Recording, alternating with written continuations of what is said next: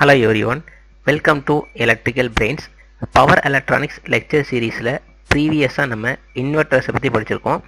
Next எஸ்சிஆரோட construction, அதாவது thyristor ஃபேமிலியில் இருக்க சிலிக்கன் கண்ட்ரோல் ரெக்டிஃபையர் அதோட ஒர்க்கிங் விஏ கேரக்டரிஸ்டிக்ஸ் படிச்சிருப்போம். நெக்ஸ்ட் அதை ஆன் பண்ணுறதுக்காண்டி ட்ரிகரிங் சர்க்கியூட் அப்படிங்கிற சொல்லியிருப்போம். அதை எப்படிலாம் ட்ரிகர் பண்ணலாம் அப்படிங்கிறத different types of turn on methods.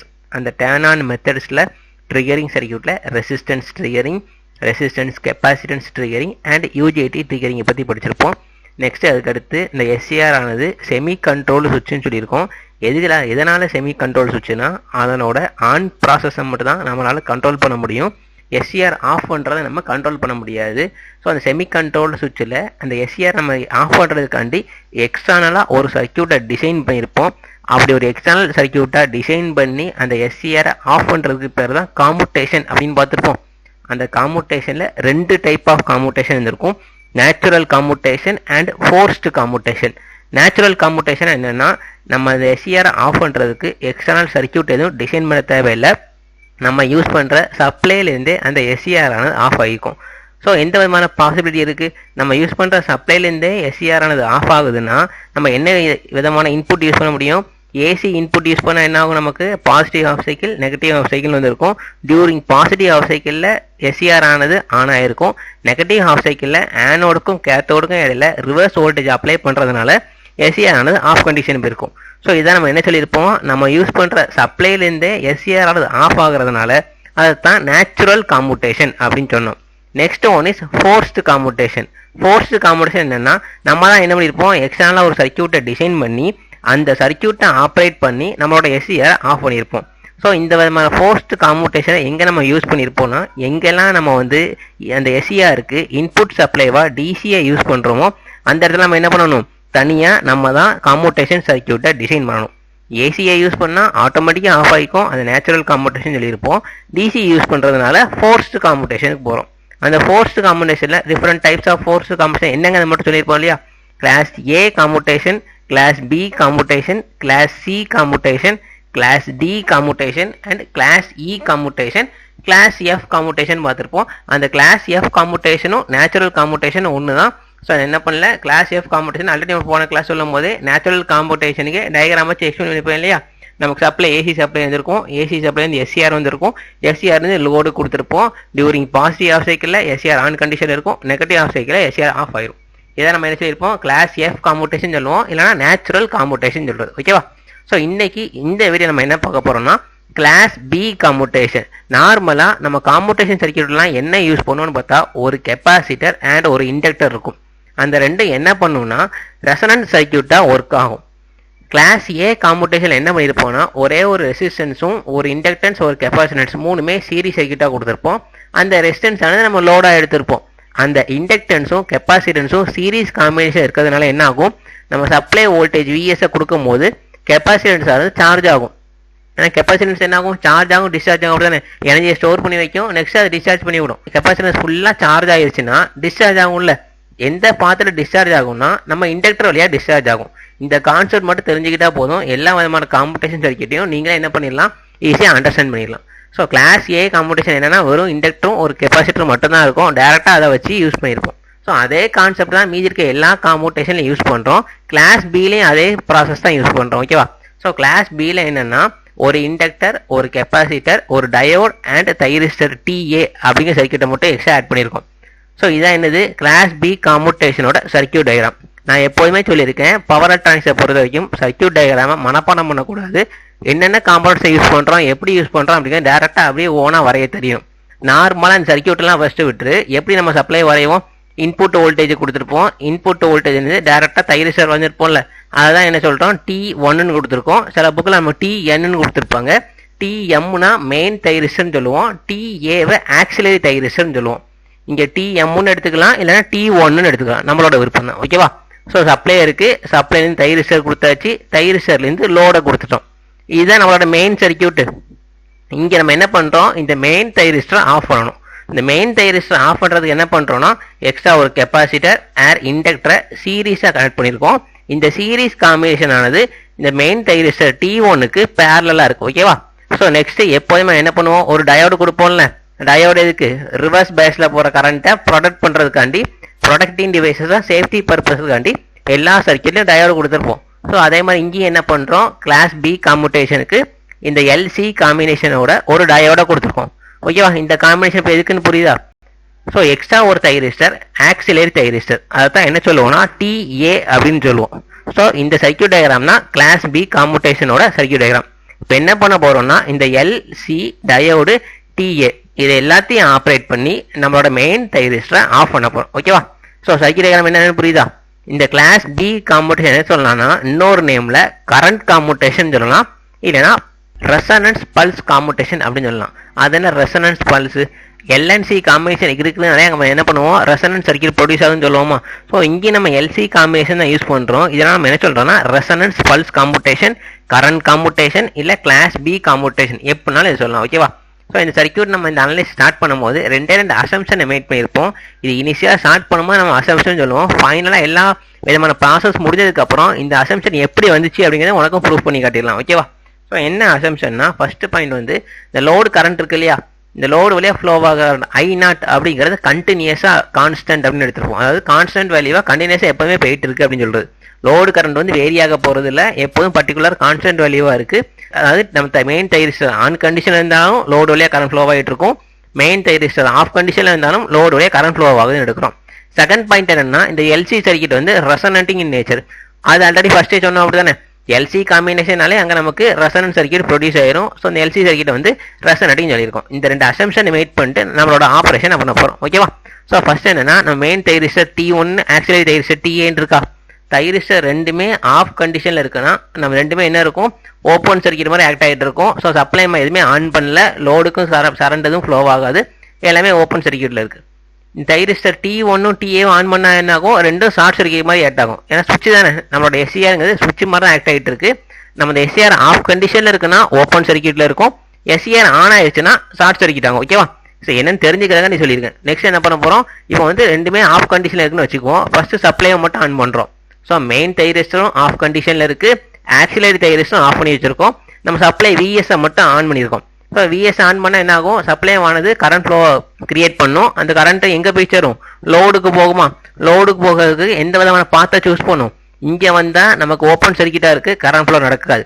கீழே பார்த்தீங்க பாரு, இங்கேயும் நமக்கு ஓப்பன் சர்க்கியூட்டாக இருக்குது, இங்கேயும் நமக்கு கரண்ட் ஃப்ளோ ஆகாது. ஸோ கரண்ட் ஆனது VS, capacitor, inductor, diode and load வழியா இந்த மாதிரி க்ளோஸ்டு பார்த்தா ரொட்டேட் ஆகிட்டு இருக்கும். ஓகேவா? ஸோ டியூரிங் திஸ் டைமிங்கில் இந்த கெப்பாசிட்டர் என்ன ஆகும், சார்ஜ் ஆகுமா. எது வரைக்கும் சார்ஜ் ஆகும், சப்ளை வோல்டேஜ் விஎஸ் வரைக்கும் சார்ஜ் ஆகும். அப்படிதானே? ஏன்னா இங்கே என்ன அமௌண்ட் ஆஃப் வோல்டேஜ் இருக்கோ அதே அமௌண்ட் ஆஃப் வோல்டேஜ் வரைக்கும் தான் நம்மளோட கெப்பாசிட்டர் சார்ஜ் ஆகும். இதை விட அதிகமாக சார்ஜ் ஆகுமா, வாய்ப்பு இல்லை. ஸோ இதை விட அதிகமாக சார்ஜ் ஆகாது. இந்த வோல்டேஜ் நம்ம என்ன இன்புட் வோல்டேஜ் கொடுக்குறோமோ 10 வோல்ட் கொடுத்தா அந்த 10 வோல்ட் வரைக்கும் கெப்பாசிட்டர் சார்ஜ் ஆகும், 10 வோல்ட்டை விட அதிகமாக சார்ஜ் ஆகாது. ஓகேவா? ஸோ ஒன்ஸ் நம்ம கெப்பாசிட்டன்ஸ் ஃபுல்லாக சார்ஜ் ஆகிடுச்சுன்னா இது வழியாக கரண்ட் ஃப்ளோ நடக்குமா. ஒரு சர்க்கியூட்டில் கரண்ட் ஃப்ளோ நடக்கணும்னா எந்த விதமான கண்டிஷன் இருக்கணும், ஃபர்ஸ்ட் பொட்டன்ஷியல் டிஃபரன்ஸ் இருக்கணும். அப்படிதானே? பொட்டன்ஷியல் டிஃபரன்ஸ் இருந்தால் மட்டும்தான் கரண்ட் ஃப்ளோ இருக்கும். நெக்ஸ்ட் ஒன்று க்ளோஸ்டு பார்த்துருக்கணும். இந்த ரெண்டு கண்டிஷன் தானே கரண்ட் ஃப்ளோ நடக்கும். இங்கே நம்ம க்ளோஸ்டு பார்த்துருக்கு, பட் பொட்டன்ஷியல் டிஃபரன்ஸ் இருக்குமா.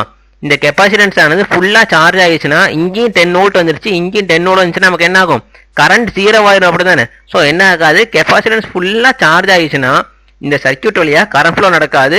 இந்த சர்க்கியூட்ல காட்டியிருக்கோம் பார்த்தியா, கெப்பாசிட்டன்ஸ் வந்து ஃபுல்லாக சார்ஜ் ஆயிருச்சு, சர்க்கியூட்ல எந்த விதமான கரண்ட் ஃப்ளோவும் இல்லை. கெப்பாசிட்டன்ஸ் சார்ஜ் ஆகிற வரைக்கும் மட்டும்தான் சர்க்கியூட்ல கரண்ட் ஃப்ளோ ஆகிட்டு இருக்கும். டயோட நமக்கு ஃபார்வர்ட் பயஸாக தான் இருக்கு. ஏன்னா இங்கே நமக்கு வந்து விஎஸ்லேருந்து சப்ளை இங்கே வந்து கெப்பாசிட்டன்ஸ் சொல்லி இங்கே போகுது. ஸோ டயோடும் ஃபார்வர்ட் பயஸாக தான் இருக்கும், லோடு வழியாக கரண்ட் போயிட்டு இருக்கு. கெப்பாசிட்டன்ஸ் ஃபுல்லாக சார்ஜ் ஆகிடுச்சுன்னா நமக்கு சர்க்கியூட்ல கரண்ட் ஃப்ளோ ஆகாது. ஓகேவா? இது வந்து இனிஷியல் கண்டிஷன். நெக்ஸ்ட் தான் என்ன பண்ண போறோம், நம்ம மெயின் தைரிஸ்டரையும் ஆக்சிலரி தைரிஸ்டரையும் ஆன் பண்ண போறோம். ஓகேவா? இந்த தைரிஸ்டரை நம்ம ஆன் பண்ணணும். நமக்கு எப்போதுமே சர்க்கியூட்ல இந்த தைரிஸ்டர் எப்போதுமே கனெக்ஷன்ல இருக்கும். இந்த தைரிஸ்டரை ஆஃப் பண்றது தான் இந்த ப்ராசஸ்லாம் பண்றோம். இனிஷியலா எதுக்கு இந்த கெப்பாசிட்டரை பத்தி காட்டினேன்னா, இந்த அசம்ஷன்ல இன்னொரு அசம்ஷன் சில புக்கில் கொடுத்துருப்பாங்க. Initially capacitor is fully charge அப்படின்னு கொடுத்துருப்பாங்க. அந்த ஃபுல்லி எப்படி சார்ஜ் ஆகுது அப்படிங்கிறத நமக்கு ப்ரூஃப் பண்ணுது. ஓகேவா? ஸோ இங்கேருந்து நம்மளோட ப்ராசஸே ஸ்டார்ட் ஆகுது. இதுதான் நம்மளோட லோடு, இங்கே சப்ளை கொடுத்துருக்கோம், இங்கே தான் நம்ம எஸ்சிஆர் கனெக்ட் பண்ணியிருக்கோம். இந்த எஸ்சிஆரை ஆஃப் பண்ணுறது தான் இந்த நம்ம சர்க்கியூட் ஆப்ரேட் பண்ணுறோம். ஓகேவா? ஸோ இப்போ என்ன ஆயிடுச்சு, கெப்பாசிட்டன்ஸ் வந்து ஃபுல்லாக சார்ஜ் ஆயிருக்கு. அப்படி தானே? ஸோ இந்த சைடு நமக்கு பாசிட்டிவ் போலாரிட்டி, கெப்பாசிட்டன்ஸோட இந்த பிளேட்டில் நமக்கு நெகட்டிவ் போலாரிட்டி இருக்கு. ஆக்சிலரி தைரிஸ்டர் நம்ம எதுவுமே பண்ணல, மெயின் தைரிஸ்டர் ஆன் ஆகி கரண்ட் ஃப்ளோ ஆனது விஎஸ் பிளஸ் T1 லோடோட பாசிட்டிவ் டெர்மினல், லோடோட நெகட்டிவ் டெர்மினல், சோர்ஸோட நெகட்டிவ் டெர்மினல். இந்த மாதிரி நமக்கு க்ளோஸ்டு பாத்தில் ரன் ஆகிட்டு இருக்கு. ஓகேவா? ஸோ நெக்ஸ்ட் என்ன பண்ணுறோம்னா நம்மளோட ஆக்சிலரி தைரிஸ்டர் ஆன் பண்ணோம். ஆன் பண்ணால் என்ன ஆகும்?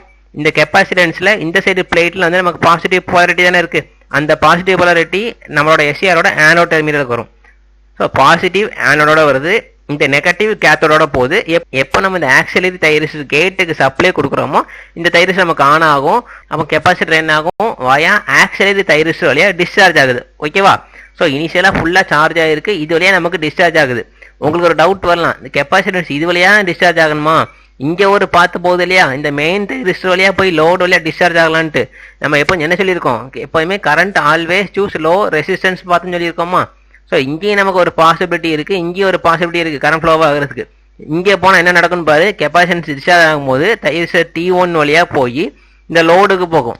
லோடு நமக்கு என்ன ஆகும்? ஹை அமௌண்ட் ஆஃப் ரெசிஸ்டன்ஸ் இருக்கும், இண்டக்டன்ஸ் இருக்கலாம். ஸோ அங்கே என்ன ஆகும்? நமக்கு லோடு வந்து அதிகமாக இருக்கும். இங்கே தான் நமக்கு லோடே கிடையாது, எந்த லோடு இல்லாதனால current always choose low resistance பார்த்தானே. அங்கே ரெசிஸ்டன்ஸ் அதிகமாக இருக்குது, இங்கே ரெசிஸ்டன்ஸே இல்லை. அப்போ எந்த பாத்தை சூஸ் பண்ணும்? இந்த பாத்தோலையும் சூஸ் பண்ணும். ஸோ கரண்ட் ஆனது கெப்பாசிட்டன்ஸ்ல இருந்து வோல்டேஜ் ஆனது விசி வந்து ஆக்சிலரி தைரிஸ் வழியாக டிஸ்சார்ஜ் ஆகி இந்த சைடு வரும். இங்கே நமக்கு என்ன இருக்குது? இண்டக்டர் தானே இருக்குது. ஸோ கெப்பாசிட்டன்ஸில் ஸ்டோர் பண்ண எல்லா எனர்ஜியும் நமக்கு இண்டக்டரில் அப்படி ஷிஃப்ட் ஆகுது. ஓகேவா? ஸோ இந்த எல்சி காம்பினேஷன் எப்படி ஒர்க் ஆகுதுன்னு ஆல்ரெடி சொல்லியிருக்கேன், அப்படிதானே? நம்ம இந்த கிளாஸ் ஏ காம்படிஷன்லேயே பார்த்துருப்போம். ஒரு பக்கம் நம்ம எல்னும் இன்னொரு பக்கம் சியும் இருந்தால் சி ஃபுல்லாக சார்ஜ் ஆகிடுச்சுன்னா டிஸ்சார்ஜ் ஆகும் போது சியில் ஸ்டோர் பண்ண எனர்ஜி எல்லாமே எல்லுக்கு ஃப்ளோ ஸ்டோர் ஆகும். டியூரிங் அகைன் நமக்கு சி சார்ஜ் ஆகும் போது அந்த வோல்டேஜ் ஆனது டபுள் டைம்ஸ் இன்க்ரீஸ் ஆகும் சொல்லி பார்த்துருப்போம். அதே ப்ராசஸ் தான் இங்கேயும் நடக்கு. இந்த கெப்பாசிட்டன்ஸ் உள்ள வோல்டேஜ் ஆனது டைரக்டா ஆக்சிலரி தைரிஸ்டர் வழியா போய் இண்டக்டர்ல போய் ஸ்டோர் ஆயிருக்கும். ஓகேவா? ஸோ நெக்ஸ்ட் என்ன ஆகும்? அப்போ இங்கிருந்து ஃப்ளோ ஆகும் போது இந்த சைடு போச்சுன்னா இந்த கெப்பாசிட்டன்ஸ் டெர்மினல் என்ன ஆகும்? அகைன் நமக்கு போலாரிட்டி சேஞ்ச் ஆகும்ல. இது வரைக்கும் ப்ராசஸ் புரியுது இல்லை? ஃபர்ஸ்ட் என்ன பண்ணோம்? நம்ம மெயின் தைரிஸ்டர் ஆன் பண்ணல, சப்ளை மட்டும் கொடுத்துருந்தோம். சப்ளை கொடுக்கும்போது கெப்பாசிட்டன்ஸ், இண்டக்டன்ஸ், டயோடு வழியாக கரண்ட் ஃப்ளோ நடந்துட்டு இருந்துச்சு. எது வரைக்கும் கரண்ட் ஃப்ளோ ஆகிட்டு இருக்கும்? கெப்பாசிட்டன்ஸ் வந்து ஃபுல்லாக சார்ஜ் ஆகிற வரைக்கும். ஒன்ஸ் கெப்பாசிட்டன்ஸ் ஃபுல்லாக சார்ஜ் ஆகிடுச்சுன்னா கரண்ட் 0 ஆயிரும். சர்க்யூட் வந்து நார்மல் கண்டிஷனில் இருக்கும், எங்கே இடத்துலையும் கரண்ட் ஃப்ளோ ஆகாது. ஓகேவா? நெக்ஸ்ட் என்ன பண்ணுறோம்? நம்மளோட மெயின் தைரிஸ்டர் ஆன் பண்ணுறோம். மெயின் தைரிஸ்டர் ஆன் பண்ணும்போது கரண்ட் ஆனது சப்ளைலேருந்து மெயின் தைரிஸ்டர் T1 வழியாக லோடு ஃப்ளோ ஆகிட்டு இருக்கும். எப்போ நம்ம ஆக்சிலரி தைரிஸ்டர் ஆன் பண்ணுறோமோ கெப்பாசிட்டன்ஸ் ஆனது அந்த ஆக்சிலரி தைரிஸ்டர் வழியாக டிஸ்சார்ஜ் ஆகி இதில் உள்ள எனர்ஜியை ஃபுல்லாக இண்டக்டரில் ஸ்டோர் பண்ணுது. ஓகேவா? ஸோ இதுக்கு அடுத்த ப்ராசஸ் என்ன ஆகுதுன்னா, டியூரிங் இந்த மாதிரி சப்ளை ஆனது இங்கேருந்து இங்கே ஃபுல்லாக டிஸ்சார்ஜ் ஆகிடுச்சுன்னா இப்போ கெப்பாசிட்டன்ஸில் உள்ள எனர்ஜி எல்லாம் டிஸ்சார்ஜ் ஆகி இண்டக்டர் போயிடுச்சுன்னா என்ன ஆகும்? இந்த சைடு நமக்கு பாசிட்டிவ் போலாரிட்டி, இந்த சைடு நெகட்டிவ் போலாரிட்டி ஆயிரும்ல. இது ஆல்ரெடி சர்க்யூட் தியரியிலே படிச்சிருப்பீங்க, அப்படி தானே? கெப்பாசிட்டன்ஸ் வந்து சார்ஜ் ஆகும் போது டிஸ்சார்ஜ் ஆகும் போதும் கரண்ட் டைரக்ஷன் வந்து சேஞ்ச் ஆகும், அதோட போலாரிட்டி சேஞ்ச் ஆகும்னு பார்த்துருப்பீங்க. ஸோ இது வரைக்கும் ப்ரீவியஸ் வரைக்கும் பாரு, கெப்பாசிட்டன்ஸில் இந்த சைடு பிளேட் பாசிட்டிவாக இருக்கும், இந்த பக்கம் நமக்கு நெகட்டிவாக இருக்குது. ஸோ அப்படி நமக்கு டிஸ்சார்ஜ் ஆகும்போது பாரு, இந்த சைடு நமக்கு பாசிட்டிவ் பிளேட் ஆயிடுச்சு, இந்த சைடு நமக்கு நெகட்டிவ் பிளேட் ஆயிடுச்சு. ஸோ இந்த நெகட்டிவ் என்ன வந்திருக்கும்? நமக்கு ஆக்சிலரி தைரிஸ்டரோட ஆனோடுக்கு வந்திருக்கும். கரெக்டா? அப்போ என்ன ஆயிரும்? நமக்கு இந்த ஆக்சிலரி தைரிஸ்டர் ரிவர்ஸ் பயாஸாக மாறிடும். ஓகேவா? இது நமக்கு என்ன ஆயிரும்? நம்ம ஆன் பண்ண ஆக்சிலரி தைரிஸ்டர் இப்போ ஆஃப் ஆயிடுச்சு. நெக்ஸ்ட் என்ன பண்ணுதுன்னு பாரு, இந்த பாசிட்டிவ் போலாரிட்டி தானே இருக்குது, இது நேராக எங்கே வரும்?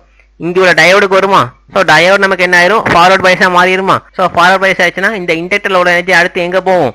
டேரெக்டாக சப்ளை ஆன இங்கேருந்து போகும். இங்கேயும் நமக்கு ரெண்டு பார்த்து பாசிபிலிட்டி இருக்குது, அப்படி தானே? இங்கேயும் போகலாம், இங்கேயும் போகலாம். பட் லோடு சைடு சப்ளை போகாது. ஏன்? இங்கே நமக்கு ரெசிஸ்டன்ஸ் அதிகமாக இருக்கும், லோடு அதிகமாக இருக்குது. இங்கே தான் நமக்கு எந்த லோடுமே கிடையாது. ஸோ இங்கேருந்து சப்ளை ஆனது டயோடு வழியாக போய் தைரிஸ்டர் T1 வழியாக ஃப்ளோ ஆகுது. ஸோ என்ன ஆகுது? இதுக்கு ஆப்போசிட் டைரக்ஷனில் ஃப்ளோ ஆகுது, அப்படி தானே? முன்னாடி எப்படி போயிட்டு இருக்கு? ஆனோட்லேருந்து கேத்தோடுக்கு இங்கே போயிட்டு இருக்கு. இங்கே இண்டக்டர்லேருந்து வர்றது டயோடு வழியாக ஃப்ளோ ஆகி இதுக்கு ஆப்போசிட் டைரக்ஷனில் ஃப்ளோ ஆகுது. ஸோ இங்கே ஃபார்வர்டு கரண்ட் வந்து நமக்கு டிக்ரீஸ் ஆகுமா? ஏன்னா இங்கேருந்து ஒரு 8 ஆம்பியர் வந்துச்சுன்னா நமக்கு இங்கேருந்து ரிவர்ஸ்லேருந்து ஒரு 4 ஆம்பியர் வருதுன்னு வச்சுக்க. அப்போ என்ன ஆகும்? ஃபைனலாக டோட்டலாக பார்க்கும்போது என்ன ஆகும்? நமக்கு 4 ஆம்பியர் தானே வரும். இதே மாதிரி என்ன ஆகும்? இதுக்கு என்ன அமௌண்ட் ஆஃப் வேல்யூ இருக்கோ அதுக்கு ஈக்குவல் அமௌண்ட் ஆஃப் இங்கே கரண்ட் ஃப்ளோ ஆகிறதுனால ஃபைனலாக என்ன ஆகும்? மெயின் தைரிஸ்டர் T1 வழியாக போகிற கரண்ட் வந்து நமக்கு 0 ஆயிரும். ஸோ இது வழியாக போகிற கரண்ட் நமக்கு 0 ஆயிடுச்சுன்னா என்ன ஆயிரும்? ஓப்பன் சர்க்கியூட்டாக மாறிடுமா? அதுதான் இங்கே காட்டியிருக்கும். ஸோ மெயின் தைரிஸ்டர் இப்போ ஆஃப் ஆயிடுச்சா? இது ஆஃப் பண்ணுறது தான் நம்ம இவ்வளோ ப்ராசஸ் பண்ணோம். ஓகேவா? இப்போ சர்க்கியூட் என்ன ஆகுதுன்னு புரியுதா? இப்போ அங்கே நமக்கு பழைய ப்ராசஸ் ஃபர்ஸ்ட்லேருந்து ஸ்டார்ட் ஆயிரும். ஸோ சர்க்கியூட் பற்றி ஒர்க் ஆகுதுன்னு புரியுதுல்ல? இனிஷியலாக என்ன பண்ணியிருக்கோம்? இங்கே மெயின் தைரிஸ்டர் இருக்கும், இங்கே ஆக்சிலரி தைரிஸ்டர் இருக்கும். நம்ம ஆக்சிலரி தைரிஸ்டர் ஆன் பண்ணி மெயின் தைரிஸ்டர் ஆஃப் பண்ண போகிறோம். ஃபர்ஸ்ட் என்ன பண்ணியிருப்போம், இந்த கெப்பாசிட்டர் வந்து ஃபுல்லி சார்ஜ்னு அசியூம் பண்ணியிருப்போம். ஃபுல்லி சார்ஜ் அசியூம் பண்ணுறது எதனால் அசியூம் பண்ணோம்னா, இந்த ரெண்டுமே நமக்கு ஆஃப் கண்டிஷனில் இருக்கும்போது நான் டயக்ராம் வச்சு அப்படி ஃபர்ஸ்ட்லேருந்து காட்டிடுறேன். ஓகேவா? ஓகே, இதில் பாருங்க, இனிஷியலாக நம்ம ரெண்டு சுவிட்சுமே ஓப்பனில் வச்சுருக்கோம். ஓப்பனில் வைக்கும்போது என்ன ஆகும், சப்ளைலேருந்து கரண்ட் ஆனது கெப்பாசிட்டன்ஸ் இண்டக்டன்ஸ் டயோட் வழியாக போகும். எது வரை ஃப்ளோ ஆகிட்டு இருக்கும், கெப்பாசிட்டர் வந்து ஃபுல்லாக சார்ஜ் ஆக வைக்கும். கெப்பாசிட்டன்ஸ் ஃபுல்லாக சார்ஜ் ஆகிடுச்சுன்னா கரண்ட் 0 ஆயிரும். நெக்ஸ்ட் நம்ம மெயின் தைரிஸ்டர் ஆன் பண்ணுறோம். மெயின் தைரிஸ்டர் ஆன் பண்ணால் சப்ளை ஆனது இங்கேயும் இங்கே ஃப்ளோ ஆகிட்டு இருக்கு. கெப்பாசிட்டன்ஸ் ஃபுல்லாக சார்ஜ் ஆகிருக்கு. எப்போ நம்ம ஆக்சிலரி தைரிஸ்டர் ஆன் பண்ணுறோமோ அப்போ என்ன ஆகும், இந்த கெப்பாசிட்டன்ஸ் ஆனது ஆக்சிலரி தைரிஸ்டர் வழியாக டிஸ்சார்ஜ் ஆகி கெப்பாசிட்டன்ஸ்ல உள்ள எனர்ஜி ஆனது நமக்கு இண்டக்டர்ல போய் ஸ்டோர் ஆகும். டியூரிங் டிஸ்சார்ஜிங் டைமிங்ல இங்குள்ள சார்ஜ் ஆனது இங்கே வந்து ஸ்டோர் ஆகுது. அப்போ நமக்கு என்ன ஆகும், கெப்பாசிட்டன்ஸோட போலாரிட்டி சேஞ்ச் ஆகுது. சேஞ்ச் ஆகும்போது இந்த சைடு நமக்கு பாசிட்டிவ் போலாரிட்டி ஆயிரும். ஸோ நமக்கு டயோடு டி ஆனது ஃபார்வர்ட் பயஸா மாறிடும். அந்த ஃபார்வர்ட் பயஸ் வழியா சப்ளை ஆனது ஃப்ளோ ஆகி மெயின் தைரிஸ்டர் T1க்கு ஆப்போசிட் டைரக்ஷன்ல டிஸ்சார்ஜ் ஆகும். ஓகேவா? எதனால ஆப்போசிட் டைரக்ஷன் ஃப்ளோ ஆகுது, இந்த சைடு நமக்கு லோடு அதிகமா இருக்கு. ஸோ கரண்ட் வந்து இங்கே தான் ஃப்ளோ ஆகும். ஆப்போசிட் டைரக்ஷன்ல ஃப்ளோ ஆகுறதுனால ஃபார்வர்ட் கரண்ட் ரெடியூஸ் ஆகி 0 ஆயிருது. மெயின் தைரிஸ்டர் நமக்கு ஆஃப் ஆயிருது. ஓகேவா? ஸோ இதை வச்சு நம்மளுடைய ஒர்க்கிங் வச்சு வேஃபார்ம் வரைஞ்சிடலாமா? மறுபடியும் பழைய ஸ்டேஜுக்கு இங்கே வந்துட்டோம். இதை வச்சு என்ன பண்றோம், இதில் ஒர்க்கிங் கிராஃப் வரைகிறோம். எந்தெந்த கிராஃப்லாம் வரைகிறோம்னா, ஃபர்ஸ்ட் என்ன பண்றோம், IG1னா மெயின் தைரிஸ்டரோட கேட் பல்ஸ், IG2னா ஆக்சிலரி தைரிஸ்டரோட கேட் பல்ஸ், I0னா அவுட்புட் கரண்ட், IT1னா மெயின் தைரிஸ்டரோட கரண்ட், VCனா வோல்டேஜ் அக்ராஸ் கெப்பாசிட்டர், ICனா கரண்ட் த்ரூ தி கெப்பாசிட்டர். ஓகேவா? நம்ம ஒர்க்கிங் பார்த்தோம்ல, அந்த ஒர்க்கிங் வச்சு ஒரு கண்டிஷனா ஒரு சர்க்யூட்லயும் போற கரண்ட் எப்படி இருக்கு அப்படிங்கிறத பார்க்க போறோம். ஃபர்ஸ்ட் என்ன பண்றோம், T1 ஆன் பண்றோம். T1 ஆனா என்ன ஆகும், இங்கிருந்து நமக்கு சப்ளை ஆனது லோடுக்கு போகுது, அப்படித்தானே? ஸோ T1 ஆன் ஆயிடுச்சுன்னா ஷார்ட் சர்க்யூட் ஆயிரும். ஷார்ட் சர்க்யூட் ஆயிடுச்சுன்னா T1க்கு அக்ராஸ் வோல்டேஜ் நமக்கு 0 ஆயிரும். ஸோ லோடுக்கு கரண்ட் ஃப்ளோ ஆகிட்டு இருக்கு. ஸோ ஒன்றுமா வரையலாமா? ஃபர்ஸ்ட் IG1 ட்ரிகர் பண்றோம். ட்ரிகர் பண்ணா நமக்கு T1 ஆன் ஆயிரும். T1 ஆன் ஆயிருச்சுன்னா லோடு வழியா கரண்ட் ஃப்ளோ ஆக ஆரம்பிச்சிருது. அந்த டைம் நம்ம என்ன பண்ணல, T2 ஆன் பண்ணல. ஓகேவா? ஸோ இது வழியா ஃப்ளோ ஆக கரண்ட் தான் லோடு வழியா ஃப்ளோ ஆகுது. அப்போ IT1 நம்ம கரண்ட் ஃப்ளோ ஆகும். மேக்னிடியூட் ஆஃப் IT1 I0 ஈக்குவலா இருக்கும். ஓகேவா? இந்த டைமில் நமக்கு என்ன இருக்கு, கெப்பாசிட்டன்ஸ் ஆல்ரெடி நமக்கு ஃபுல்லா சார்ஜ் ஆகி தான் இருக்கு. ஸோ கெப்பாசிட்டன்ஸ் வரையும் ஃபுல்லா சார்ஜ்ல இருக்கு. கெப்பாசிட்டன்ஸ் கரண்ட் ஃப்ளோ ஆகுதா? கரண்ட் ஃப்ளோ ஆகல. எப்போ நம்ம ஆக்சிலரி தைரிஸ்டர் ஆன் பண்றோமோ அப்பதான் நமக்கு கெப்பாசிட்டன்ஸ் வழியா கரண்ட் ஃப்ளோ நடக்கும். நம்ம ஆக்சிலரி தைரிஸ்டர் ஆன் பண்ணல. ஸோ கெப்பாசிட்டன்ஸ் வழியா கரண்ட் வந்து 0 இருக்கு. ஸோ மொதல் டைமிங் புரியுதா, எப்போ T1 ஆன் பண்ணும்போது.